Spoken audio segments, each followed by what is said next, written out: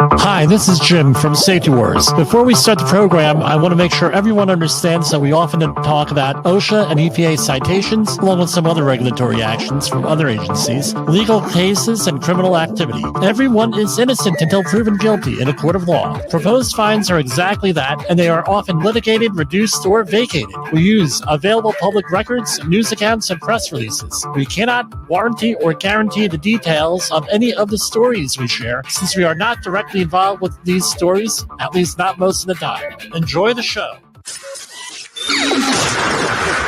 This show is brought to you by Safety FM.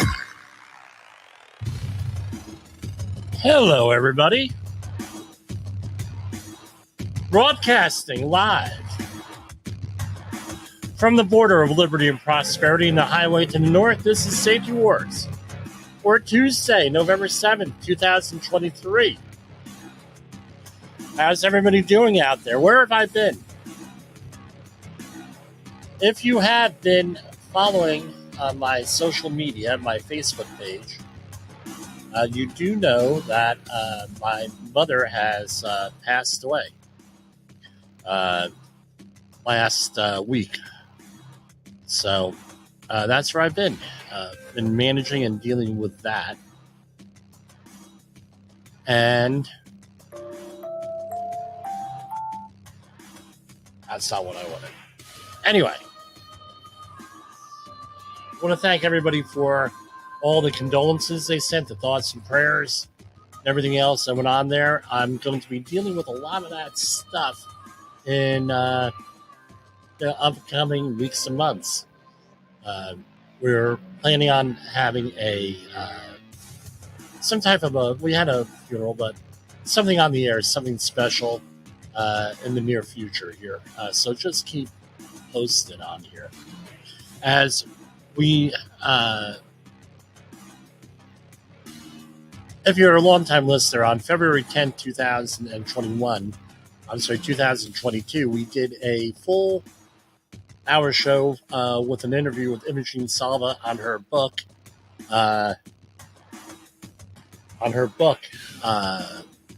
One Star Way. And it details her family. I'm just making sure we're on the air here. It details her family's struggles. And it was dramatized, or some of the things, because the details are sketchy, were filled in, right? But it was largely about 95% true.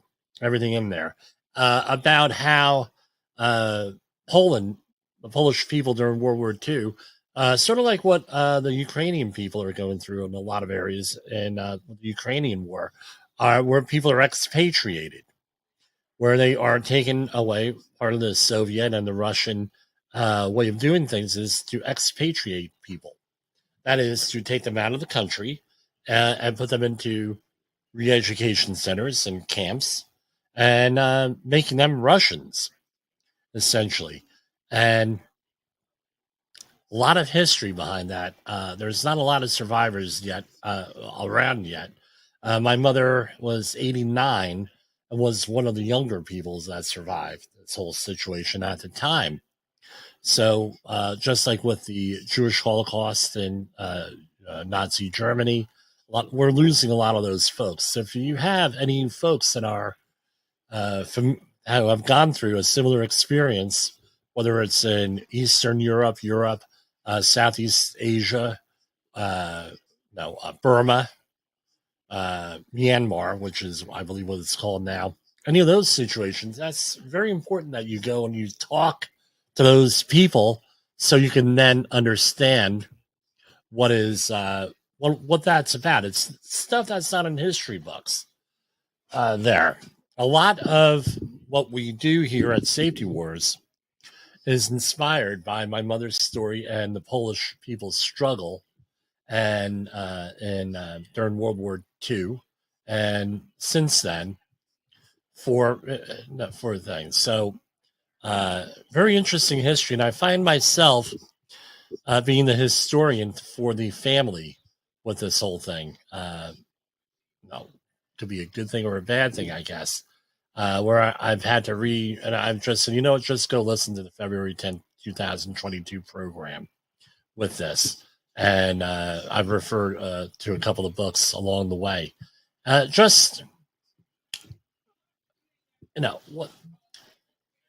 If you'll bear with me a minute here. The reason why we study history is so we don't have to repeat history. So we're able to analyze patterns.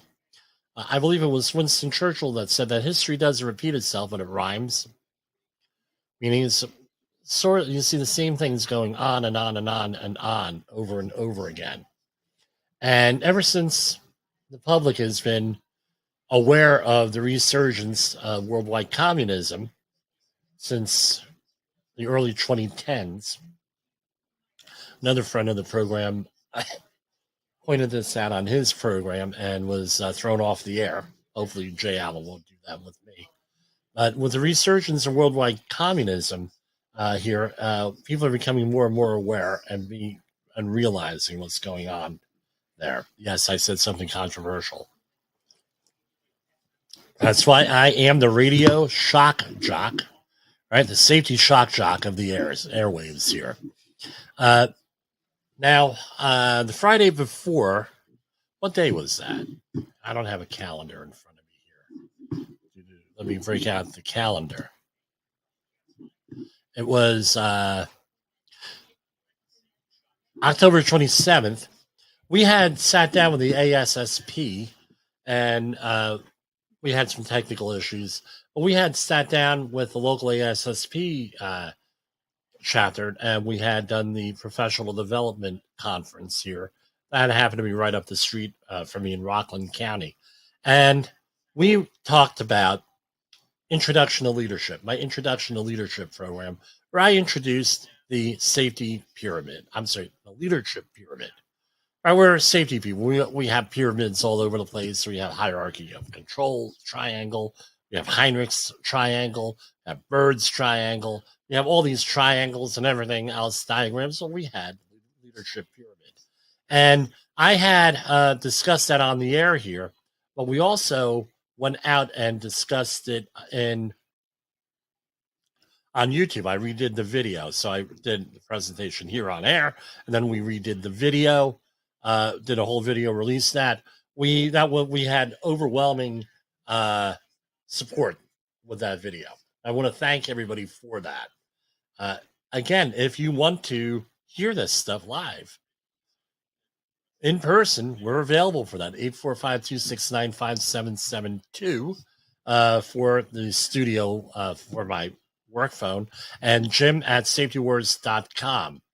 We're looking at getting some guests coming up, things of that nature. And we're we're going to go to commercial break, and we're going to talk about OSHA news and views.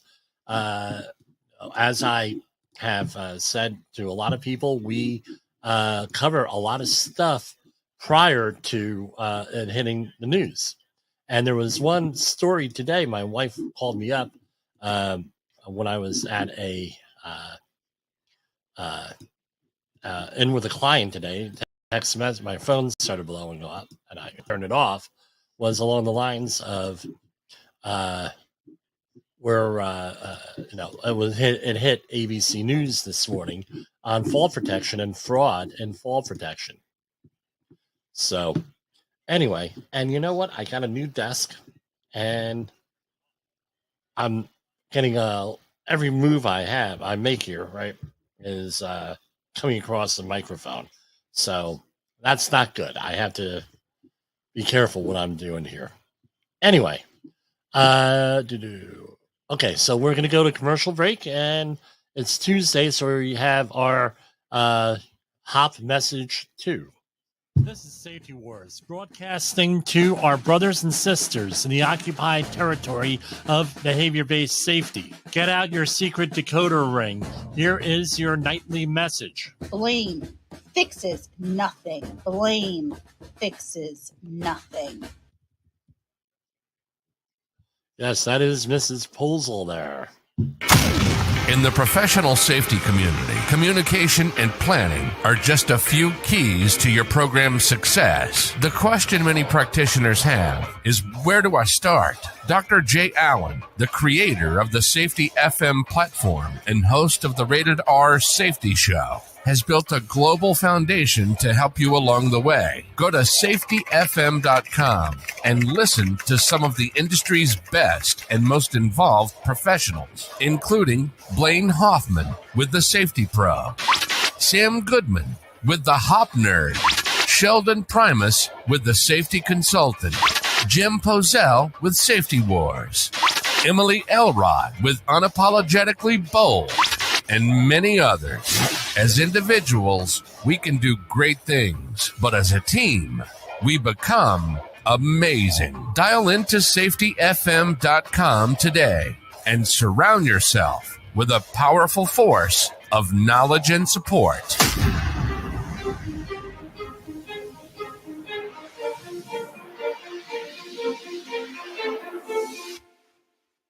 OSHA recordables, catastrophic losses, environmental disasters. You want answers? So do I. This is Jim Posel with Safety Wars. That's my daddy! Safety Wars is streaming now. SafetyFM.com. So this morning, I get my text messages and phone going off. Hey, Jim. They were talking about safety, and they were talking about construction accidents in New York. And I said, okay, well, let me see what this is. Now, New York, I'm going to talk. I have conversations with clients with this all the time that work in New York. And this is New York State, not only New York City, where we discuss. And I know they were like, well, Jim, you're scaring me. Jim, blah, blah, blah. This stuff doesn't happen. Jim. And I had a conversation with a potential customer this morning from a very large company that we've all heard of. And as I always say, and they had, and I said, look, how long have you worked in New York State? And they said, well, Jim, first job in New York. I said, well, if it's your, have they explained to you what we colloquially call the scaffold laws and some of the other laws here that are a little bit unique to everything? And they said, no, not really. They just threw me out here on the job. All right. In this case, it was a plant manager. And I said, okay, let me explain it to you. In New York, if you're the competent person, let's say for fall protection, construction, that sort of thing, you screw up your job, it's potential criminal prosecution under state law. And there's a whole bunch of stuff out there on that. I said the same thing is with these two laws we're going to be talking about. One of my neighbors is an attorney. Him and his wife are both attorneys. And a big chunk of their work has to deal with these two laws. And I said, well, how do you advise people on this stuff? As he says, it's real simple, Jim. Real simple how we advise people. We make sure that paperwork is filed on time, and we go to court. If we can't reach a settlement, obviously. And then I tell them to make sure they bring their checkbook because they ain't going to win this. And this is and I said, well, how much are we talking? He says, well, now it's millions of dollars here that they were talking about here with everything. I said, really? Millions? He said, yeah, millions of dollars. So, wow. Now we know why it's so, pardon me, it's getting in the way. Now we know why things are so expensive here. So, yeah, I got check this out. Up and down on the desk, right? I got it for free. We'll see how it works. And as you know what they say, the most dangerous things in life are free. But anyway, no, that's basically it. You're not going to win these cases. Very difficult to win, especially if it's a jury trial here. So this is 7 on Your Side investigates fake construction falls in New York contributing to rise in rent and home costs. This is from WABC in New York, the TV station, not the radio station. The 7 on Your Side investigates team has learned about a scam involving fake falls in New York that is costing everyone from construction companies to homeowners and renters. The owners of several restoration companies in New York City tell Eyewitness News they have been receiving false claims from workers who say they fell while they were on the job. I'm not going to mention the names here of the people. I don't know if they want to be outed to the whole world here. We're finding in some cases that they never even worked on the job said a vice president of a company. They're just looking up permits and job sites and filing claims. Another owner said he rarely used to get fall claims, but in the last several years, he's getting 1 or 2 claims a year. I used to pay maybe 300 G's in a year in liability insurance. Now I pay $2 million. The contractors have to pass on the costs of the higher insurance premiums to the building owner, who then has to pass along to the homeowner and renter. They're paying for it every day. James Fenneman, adjunct professor at St. John's University School of Risk Management, said it's a silent tax that they don't know about. So when they have a rent increase or maintenance increase and it goes up 12%, 4% of that may come from insurance. Construction industry insiders believe the bogus claims are happening because of New York labor law, which dates back to the late 19th century. New York labor law 240 and 241, which was established in 1885, makes the property owner or construction employer fully liable if a worker falls from any height and is injured. So not only do you have to deal with workers' comp issues, you also have to deal with this. This is separate from workers' comp. All right. Jay Allen made a comment today. We got a lot of people doing this. Now, I talk with my hands. It's, the way I am. So the worker bears no responsibility for the fall under the law. If you can see me on the podcast, I put my hands in front of the camera. The worker bears no responsibility for the fall under the law, although some appellate court judges have denied plaintiffs' claims under the law. Yeah, very few. Again, remember what it says. Appellate court judges. Means it went to trial already. Right now it's being appealed. New York is the only state with such a regulation. The company owner said his company does jobs in Connecticut and New Jersey, yet the company has no claims in those states. In other markets, like New Jersey and Connecticut, you'll have a myriad of contractors in the same type of work. Same materials, some labor. In some cases, the same labor. Same everything will be half the price of that in New York, and that's mostly driven by insurance costs. We will never have these incidents in New Jersey or Connecticut where we do probably the same amount of work, said another owner. Eyewitness News obtained videos and documentation related to 2 recent falls from construction sites. A Bronx-based restoration company said it received a claim from a worker who said on September 20th he tripped and fell while working on a job on West 190th Street. The worker said in workers' comp claim that he hurt his neck, back, knees, and both shoulders. The company says the worker had been let go a month before and wasn't even supposed to be at the job. Eyewitness News reviewed the surveillance video. Now, this is where it gets really good, guys. And it shows the worker come down a ladder, take a few steps, and then sit down on the sidewalk. The worker does not appear to trip or fall. A few seconds later, another worker comes down the ladder and helps the worker get up and limp away. A person shared surveillance video of two men appearing to conduct a fake fall in front of his house. A person, the property owner, has work being done on his front porch as is elevated 1 floor above the ground. Video shows two men walking down the street and lying down right in front of Ross's property, directly below the porch construction work. Moments later, someone in the neighborhood captured cell phone video of EMS responding to assist the two men. The men appear to be badly injured, and you can see EMS crews take out a neck brace to wrap it around one of them. They also have a stretcher nearby. I'm sure maybe a lawsuit is going to come up, the property owners said. It seems like they told EMS they fell from the platform up there. One of the company owners mentioned in the story is currently trying to fight at least 5 fraudulent claims. The claims have not yet gone through the courts. They have the potential to cost the company millions in damages. All these cases happen when no one is looking, no witnesses, and no camera shots. It goes on and on and on. So here we have, since 2009, the New York State Legislature has considered a bill aimed at adding a comparative negligence standard to Labor Law 240-241, but it never has passed. So it forced workers to bear responsibility for their own falls in certain circumstances. I tell you what, this is, behavior-based safety, right? Blame the worker. See where there's going to be abuse on this one, if that ever goes through.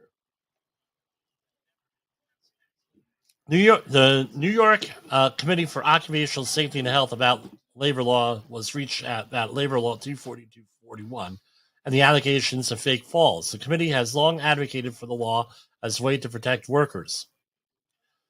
Quote, and this is from a government official, so we will use the name. Quote, falls are the leading cause of construction site fatalities.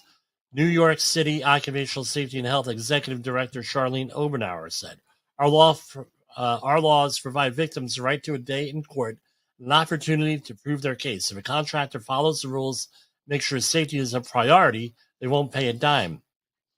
And I believe that's a government official, at least. Right? Oberauer says construction company workers are going after the labor law to get off the hook for claims they should be covering. They're putting their bottom dollar above the welfare of hardworking laborers. Now, here's a question. How do you manage something like this? Do you think? How does this need to be managed here? I tell you, the rise of video surveillance, one way. But do you really want to work at a facility where you are on video all the time? I mean, that's not exactly a happy place to work, to always be on video. And people have big issues being on video here with the with things. So I know what we do, if it's legal, we wear body cameras. Not the only one. A lot of safety contractors, especially in New York State, wear body cameras. I have one client that will not take any, as a general contractor, they will not take any feedback from a third-party safety person or even their own safety people unless it is on video or a photograph or something type of absolute written proof. And now that we know that that's what we have to deal with going into it, it really is not that big of an issue for us to do. No, not really a big issue for us because we know what we're going into. And it's along the lines of, I have some of my employees, well, Jimmy, this is going on. Well, Do you have a video? Do you have a photo? Do you have a recording? Do you have an email? And what happened with one of my clients? They refused to believe the safety person, the third-party safety people, my people, and so they hired another third-party safety person to go out there, and then they were shocked on the crap that was going on out there. Absolutely shocked. I said, well, look, human and organizational performance. Your reaction to things matters. When people report things, they're either fired, disciplined, made fun of. All 13 of Saul Alinsky's rules for radicals come into play with you. What do you expect? And I can have these frank discussions with some clients. What do you expect? You're at each other's throats here. The incentive, and workers work based on incentive. The incentive is after they get treated that way, is to not report anything. Way it is. Hi, Jessica. Yeah, my daughter is leaving. Okay. My daughter had a little accident with her chair breaking today, apparently. So she's telling me about it. Okay, honey. So, anyway, let's take a brief break and we're going to go into some other news. Have you listened or watched the Safety War Show? It does stream live on the radio and on the streamer-emers that we have. So if you have not taken a listen to Jim Posel and what the hell he's doing every evening with Safety Wars, I would strongly encourage you to take a view or take a listen, whichever option is available for you, and take a listen to what the hell he has going on. It will take some deep dives in some information that you might be interested in. In a world where danger lurks in every corner, one man stands as a beacon of hope. Jim Posel, a veteran safety expert with over 3 decades of experience, now bringing his knowledge to you with Safety Wars. Engaging, informative, and always relevant, that's Safety Wars. Join a safety revolution with Safety Wars, available on Spotify, Apple Podcasts, YouTube, and wherever you get your podcasts and videos. Anyway, we are back. You are listening to Safety Wars. Tomorrow's Safety Today. Okay, now, so we're going to go into some news releases here from the Department of Labor. OSHA news releases. This is coming up to you from Region 5. This is from last week. I know we're going to be catching up on things here over the next few days. U.S. Department of Labor investigates and cites a Wapaka foundry after 2 workers suffer an amputation injury in 11 days. Fines the company $234,000. Federal investigations into how 2 employees in the mill room at a Wisconsin foundry suffered amputation injuries within 11 days of one another in April and May 2023 found that I'm not going to say this company again violated federal regulations for control of hazardous energy. An investigation by OSHA at a certain facility determined a 29-year-old employee suffered a fingertip amputation on April 27th when their hand was dragged into the pinch point between a chain link conveyor belt and a discharge chute as they removed the jammed parts. I mean, this is a big issue with conveyors. You have conveyors, you have to have some type of way of unjamming them. And hopefully it's not with a hand or foot. On May 8th, 2023, the hand of a 20-year-old employee on the job for about 6 months, again, relatively new, was caught between a part and the stand grinding reel, which also led to a finger amputation. Wow. Okay. Let's go. There was 2 repeat and 6 serious violations, assessed at $234,385 in proposed penalties. And of course, everyone's innocent until proven guilty, and things get vacated and everything else with this stuff. So let's see what we have here. We're going through, and again, I don't read these flyers, so you're getting your my pure raw reaction here with this. All right.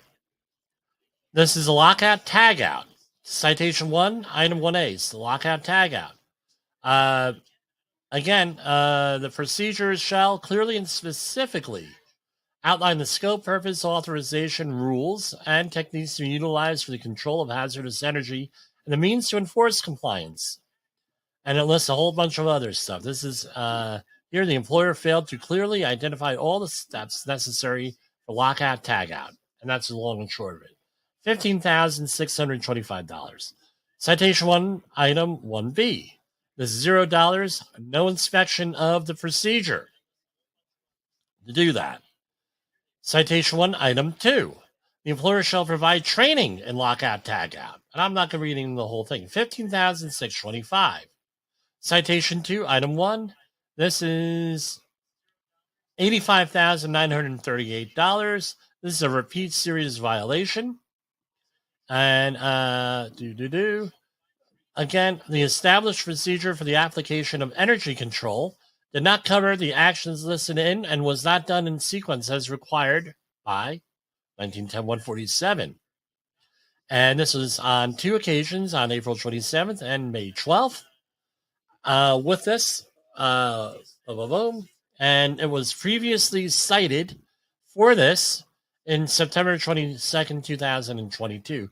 They got him for $85,938 for a total of $117,000 on that set of violations. Now we got the second set of violations that they have here.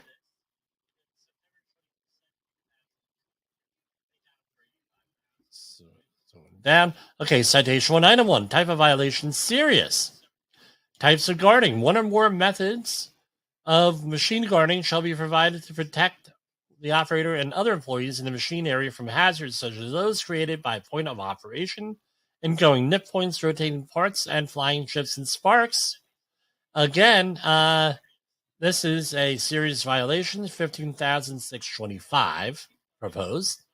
The work rest on the grinding machine. So the work rest has to be within 1/8 of an inch of the grinding wheel when you're on let's say a pedestal grinder. I had a client one time remove the grinding, the rest completely, the guarding and everything on a pedestal grinder, and they were using it that way for the longest time. That cost them a lot of money. Believe me, they call me ex post facto. Hey, what can we do about this? Well, take that grinder and throw it in the garbage, because you get caught with that again, it's a repeat violation.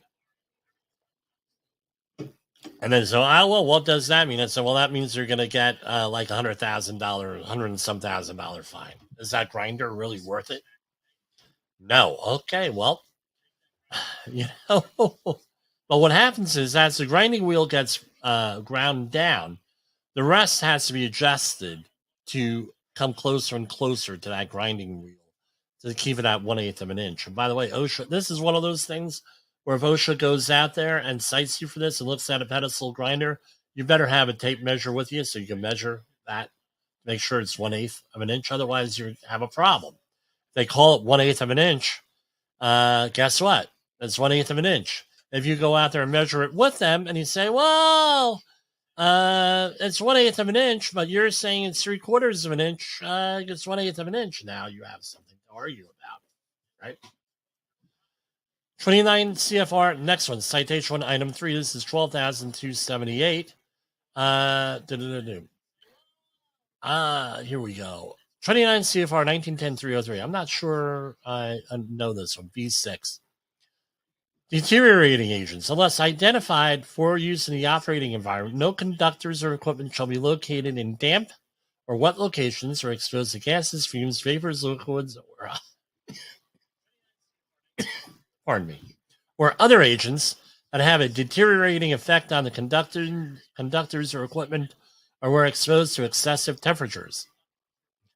So the environmental conditions were not for this, right? And you try to have wet conditions, apparently.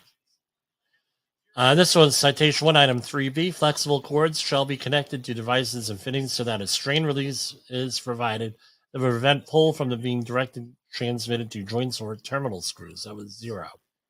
Citation 1, item 3. This is also 0. They have to have an inspection program for portable cords, for extension cords, for a grand total of $45,528 on that. And we have another set of citations here.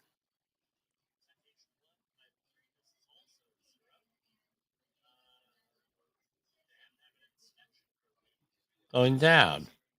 All right, here we have citation 1, item 1, serious. The employer must ensure guardrail systems are capable of withstanding without failure a force of at least 200 pounds, applied downward or outward within 2 inches of the top of the edge and at any point. All right. So again, here we have guardrails not installed, 12,278. And here we have a repeat serious violation, 1910-305. I'm not familiar with this one, so let's read it. Unless specifically permitted otherwise of this section, flexible cords and cables may not be used for purposes prohibited in paragraphs A through F. I gotta read this. On or about May 12, okay, an extension cord near a certain operation was used as a substitute for the fixed wiring of a structure when it was provided power from an outlet to the operator's radio system through a power supply. The extension cord was wrapped around a steel structural members to reach the operator's area where the radio was mounted inside a steel box to protect it from the environment. We have another one. An extension cord was used as a substitute for the fixed wiring of a structure, but provided power from an outlet to a retractable, flexible cable reel outlet. Cable reels are used in the area to power items such as, but not limited to, conveyors and non-destructive test machines. They were previously cited for that. It was corrected during the inspection, though, so it was $61,391 proposed. So this was a lot of money here, with this. And hold on right here. I gotta save this one.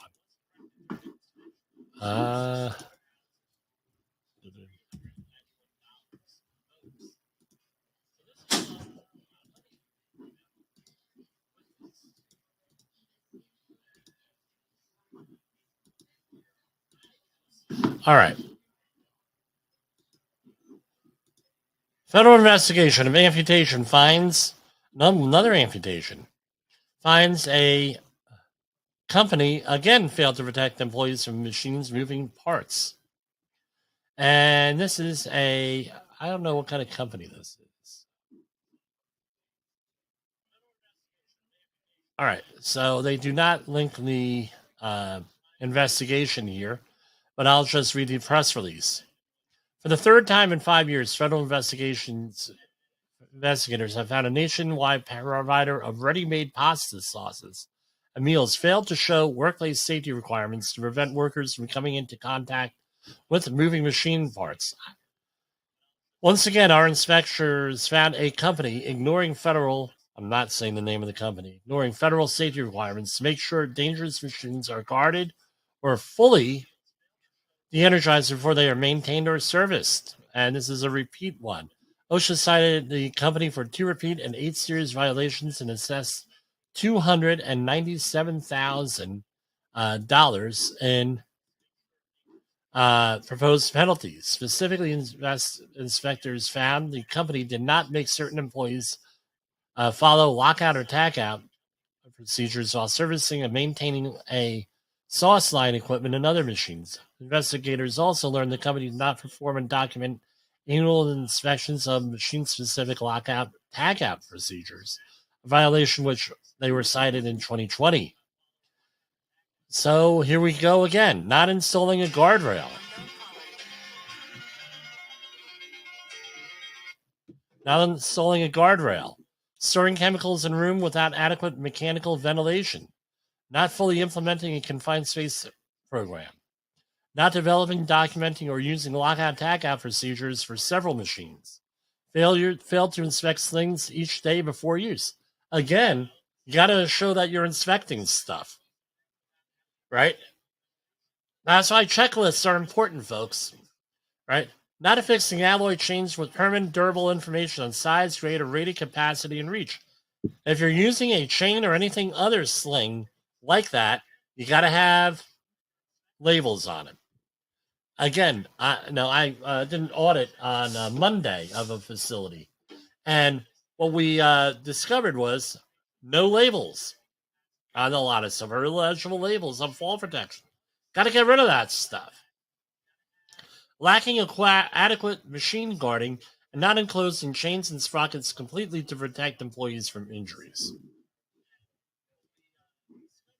Here's our next one. Federal workplace investigators have determined a construction contractor could have prevented a 34-year-old steel worker from suffering fatal injuries after a 60-foot fall at a company.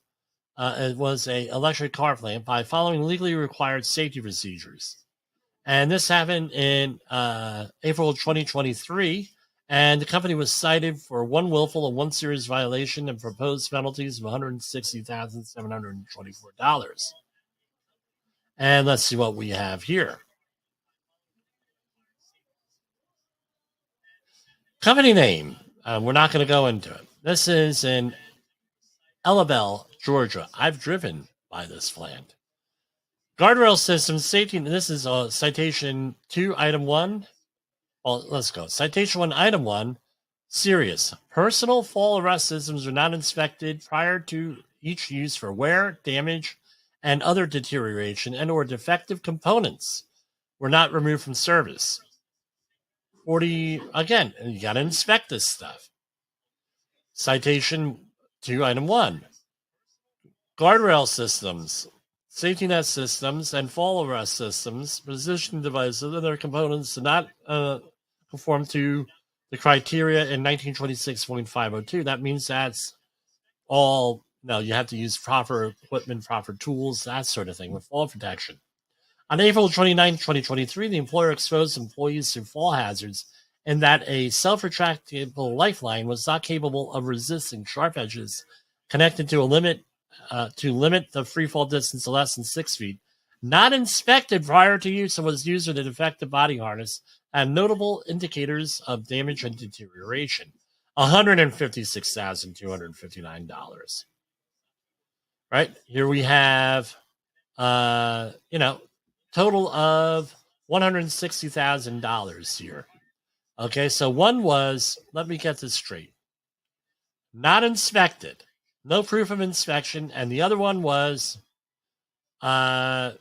improper equipment. So they were using a regular, I'm just reading into this a little bit, they were using a regular lanyard rather than a leading edge lanyard on this. Yeah,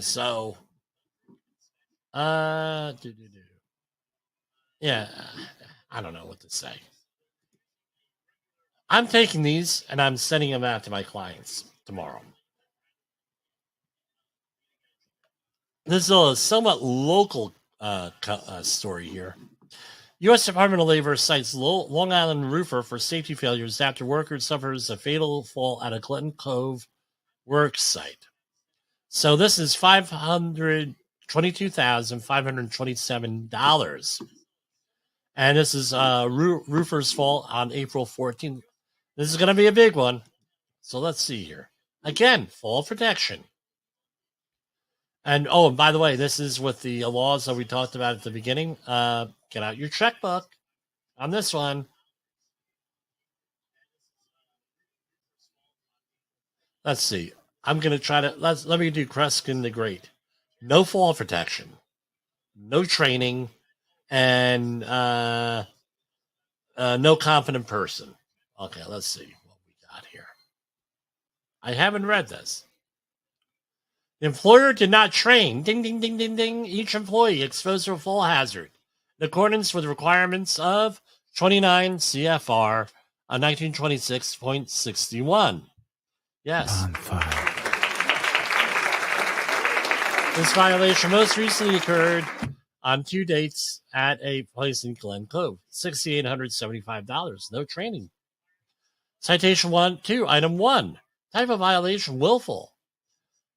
Each employee engaged in a steel erection activity who is on a walking and working surface with an unprotected side or edge more than 15 feet above a lower level was not protected from fall hazards by guardrail systems, safety net systems, personal fall arrest systems, position got on a bump. So this is a subpart R situation. Iron workers right involved in steel erection. Yes, steel erection means putting together beams, not another kind. Right, putting together columns and beams and everything else. This company did not ensure that employees use fall protection while engaged in steel erection activities 15 feet or more above lower levels. This violation most recently occurred between on or about April 11th and April 14th. Employee number 4 was staging materials on the roof of the building as they were being unloaded by the delivery truck. Employee number 4 walked and worked on the southeast/west edge of the building while being exposed to fall hazards without use of a guardrail system. Safety nets, blah, blah, blah. And it's something. You needed something. And number 2, the company does not ensure that employees use fall protection while engaged in steel erection activities 15 feet or more above lower levels. So you're saying, well, Jim, what about this 6 foot or more? Yeah, that's great. But if you're involved in subpart R work, it's 15 feet or more. But most of the jobs that I'm on, they still enforce the 6 foot rule.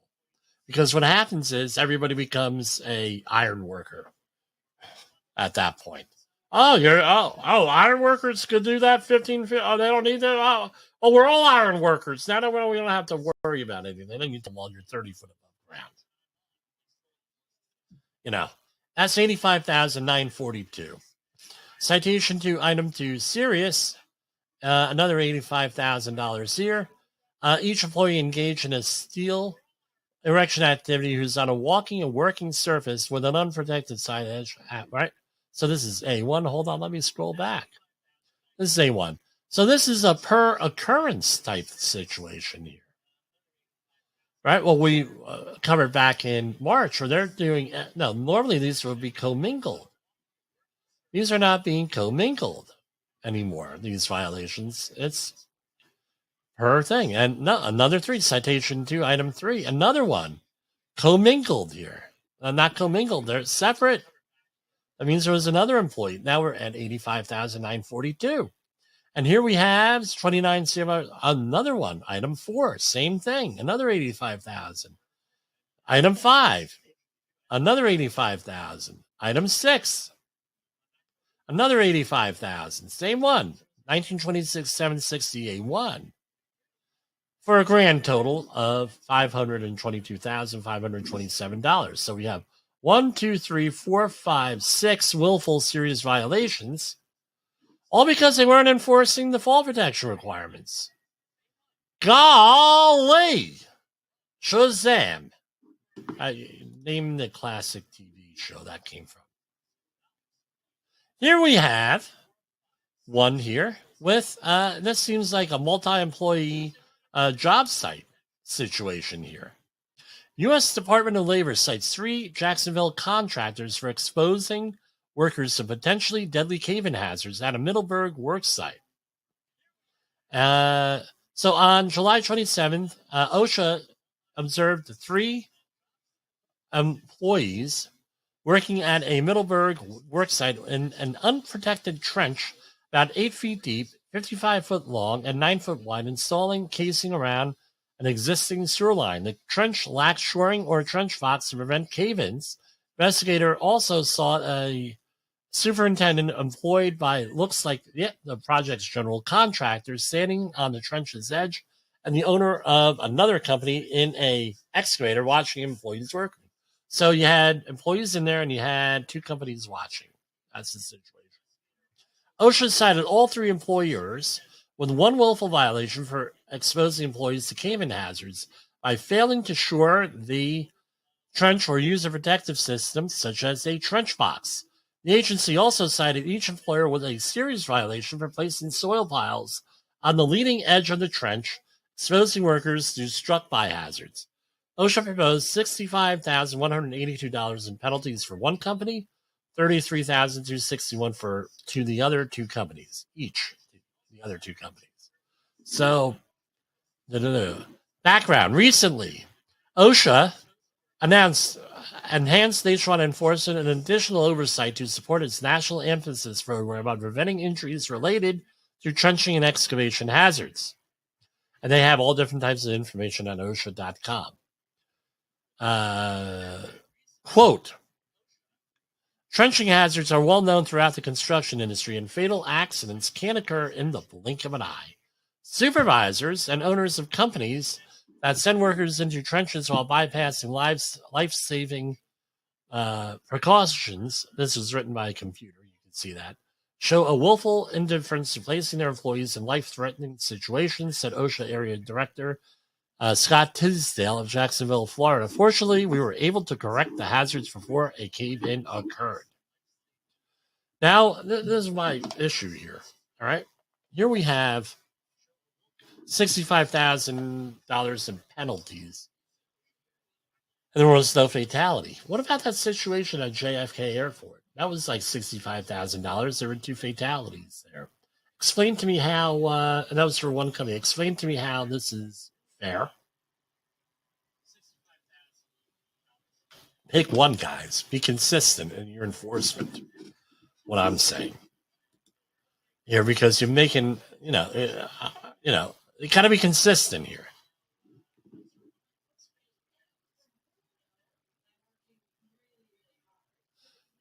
Here's another one here. Now this one looks like it needs a little bit. Oh yeah, we have a copy of the violations here. I'm sorry for that last story.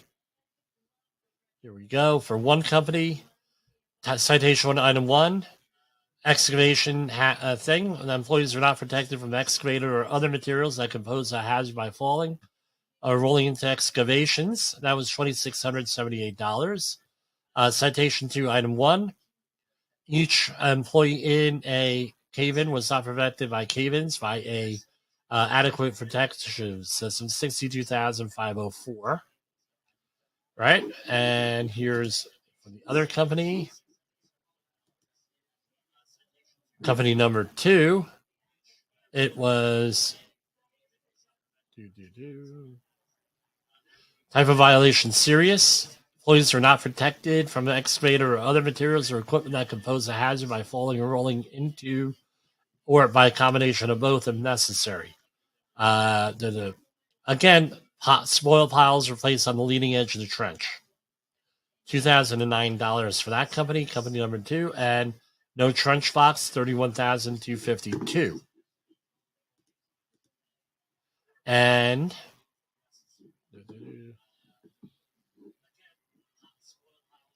so, and the other one was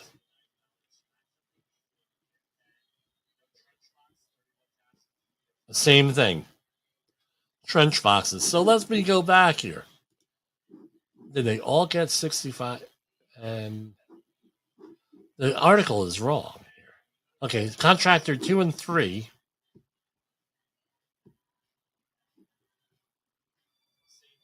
Okay, no. The article is right. Okay, it's me that can't read. So the general contractor got the biggest fines here. And it was, of $62,504. Pretty interesting there. Again, same thing with that. Right, protecting the workers. Here we have U.S. Department of Labor finds Wisconsin workers fatal 2023 injuries occurred on a machine that 3M company identified as hazardous in 2022. One of the world's best-known manufacturing companies could have prevented an employee at a southwestern Wisconsin manufacturing plant from suffering fatal injuries after becoming caught in the machine's rotating rollers in May 2023 by following federal state workplace safety regulations. U.S. Department of Labor's OSHA began an investigation after the 3M company reported death at its Prairie du Chien facility. OSHA inspectors learned the employee was helping to set up a plastic extrusion line when they became caught.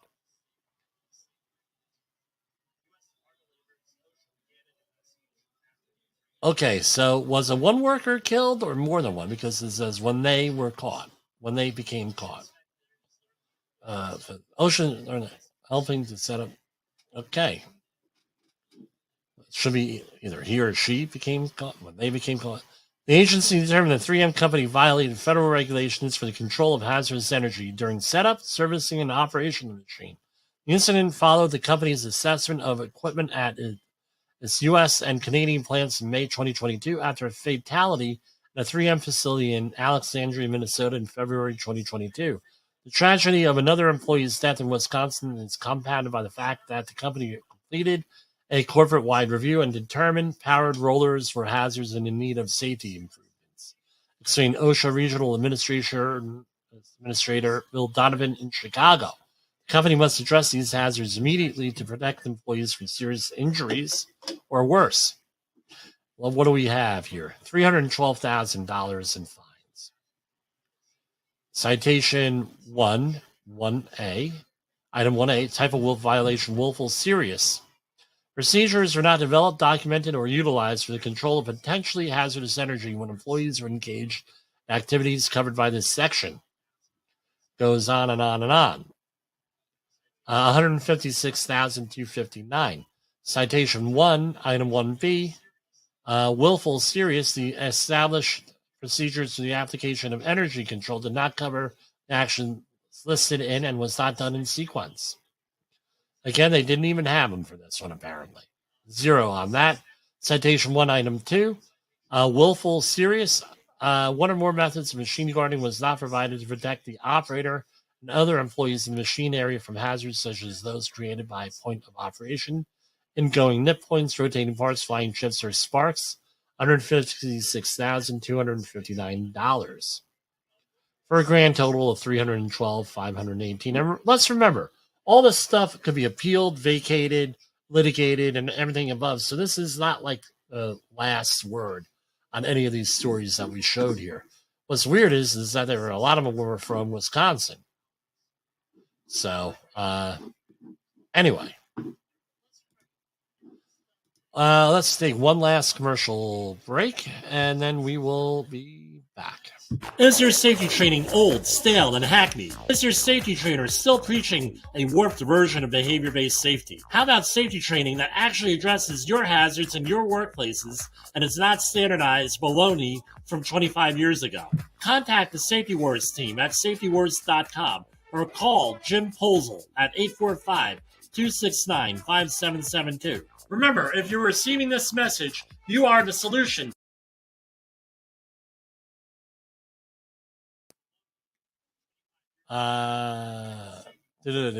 What else we got going on here?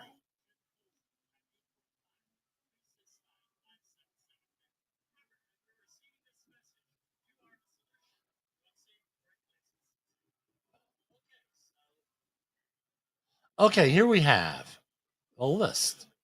Jay Allen does lists. I'll do a list. He does them better than me, though. Percent misses out of the U.S. Sun. Brits are among the world's biggest binge drinkers, figures show. We rank 33rd out of 33 wealthy nations on rates of heavy episodic drinking, ahead of countries including Germany and Austria and Ireland. So here we go. This is percent of people who had 6 or more drinks in one sitting in the past month. Denmark, 37% of people have done that. Romania, 36%. United Kingdom, 35%. Luxembourg, 35%. Germany, 30%.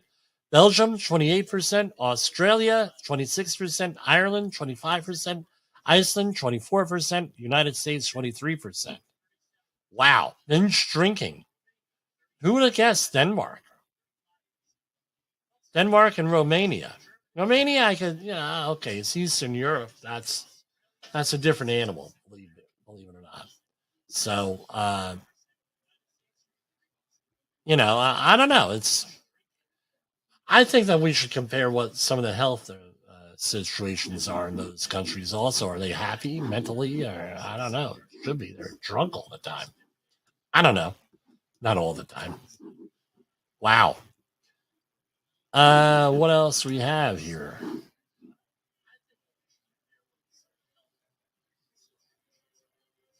And we have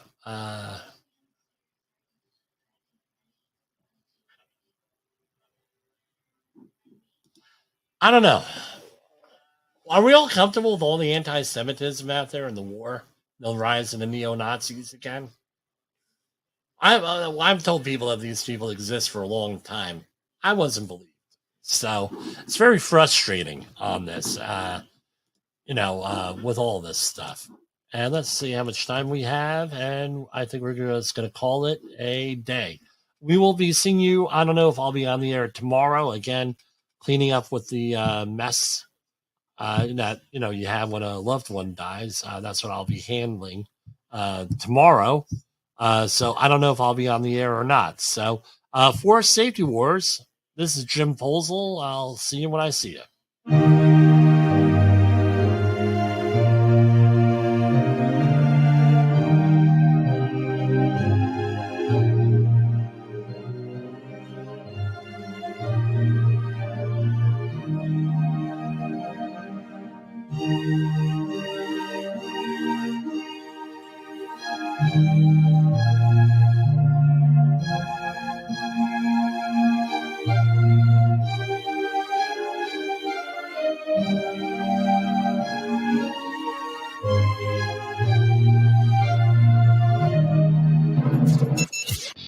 The views and opinions expressed on this podcast are those of the host and its guest and do not necessarily reflect the official policy or position of the company. Examples of analysis discussed within this podcast are only examples. They should not be utilized in the real world as the only solution available, as they are based only on very limited and dated open source information. Assumptions made within this analysis are not reflective of the position of the company. No part of this podcast may be reproduced, stored in a retrieval system, or transmitted in any form or by any means, mechanical, electronic, recording, or otherwise, without prior written permission of the creator of the podcast, Jay Allen.